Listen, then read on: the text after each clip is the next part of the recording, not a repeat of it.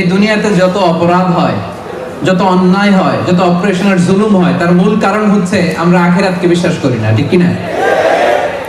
আল্লাহর সামনে যে আল্লাহর সুপ্রিম কোর্টের কাঠগড়ায় যে আমাকে দাঁড়াতে হবে, এই চিন্তাটাই আমাদের মাথায় নাই। চিল্লা এখন ঠিক কি না? এই চিন্তা যদি কারো মাথায় থাকতো, সে স্ত্রীকে পিটাইতে পারতো? এতিম ছেলেরে মারতে পারতো? দেশের টাকা বিদেশে পাচার করতে পারতো? খাদ্যে ভেজাল দিতে পারতো? মাছে ফরমালিন দিতে পারতো? ওজনে কম দিতে পারতো? দুর্নীতি করতে পারতো?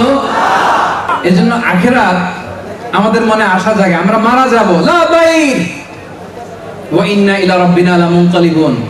আমরা আমাদের রবের দিকে ফিরে যাচ্ছি, যে রব সেদিন সবচেয়ে বড় বিচার বসাবে তার সুপ্রিম কোর্টের কাঠগড়ায়। সেদিন সেই দাজ্জালগুলো, সেই জালেমগুলো দাঁড়িয়ে থারথার করে কাঁপবে। সেই দৃশ্য দেখার আকাঙ্ক্ষায় আমরা আছি। চিল্লায় ঠিক কিনা?